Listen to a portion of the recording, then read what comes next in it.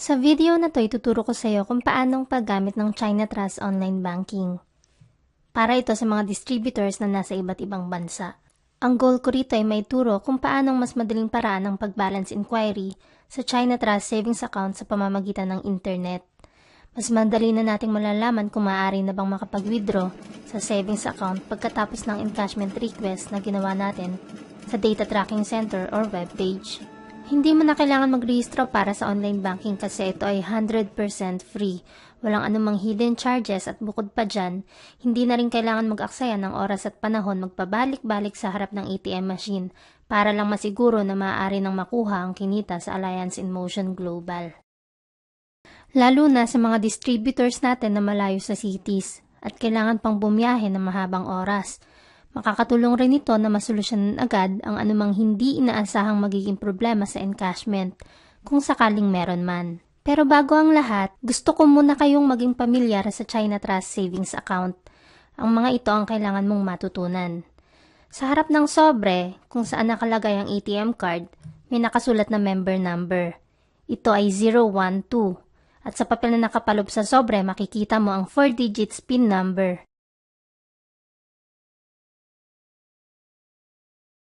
Ganito ang China Trust ATM card. Ito ay debit card. May 16 digits card number at may Visa logo. Ibig sabihin, kahit nasaan ka man sa buong mundo, pwede kang makapag-withdraw ng kinita mo sa Alliance in Motion Global. Sa mga nasa South Korea tulad ko, pwede tayo magpunta sa Kungmin Bank, IBK at Citibank. Sa mga nasa ibang bansa naman, lahat ng ATM machine na may naka-indicate na Visa logo ay pwedeng gamitin. Kung sakali mang mga ibang bansa ka at mag-withdraw gamit ang China Trust ATM card mo, kung saang bansa ka nag-withdraw, natural, yun din ang uri ng currency na makukuha mo. Halimbawa, kung sa Korea, syempre Korean won. Kapag sa Thailand, baht. Kapag sa Saudi, rial. Or kapag sa Quiapo, dollars.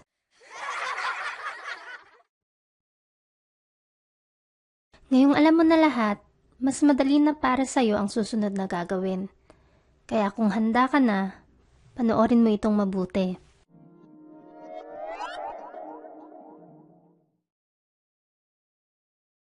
I-type mo lang ang www.chinatrust.com.ph at lalabas ang website ng China Trust.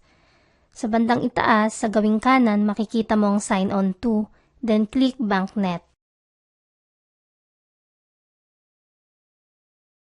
Then click I agree. I-type mo lang ang ATM card number, ang member number, then sa account type, piliin lang ang savings account.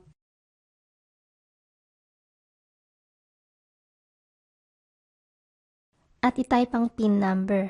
Dito mo makikita ang available balance sa savings account mo. Dito sa example photo natin, meron itong 155 pesos and 38 centavos. Minsan, pag gamit ang online banking, may mga panahon na ganito ang makikita mo.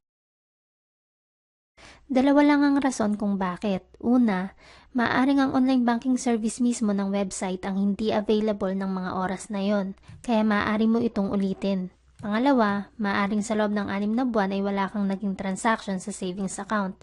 Ito ay automatic deactivated ng bangko.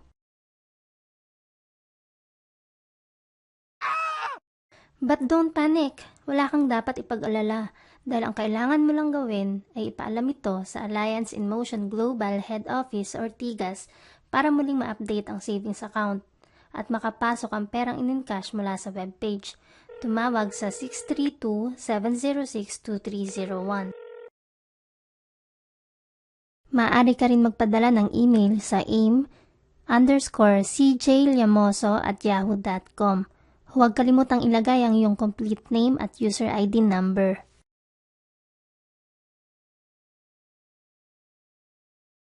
Sana marami kayong natutunan sa video na to at para sa mas marami pang dagdag kaalaman, subscribe, like, and comment for my videos. Annyeong!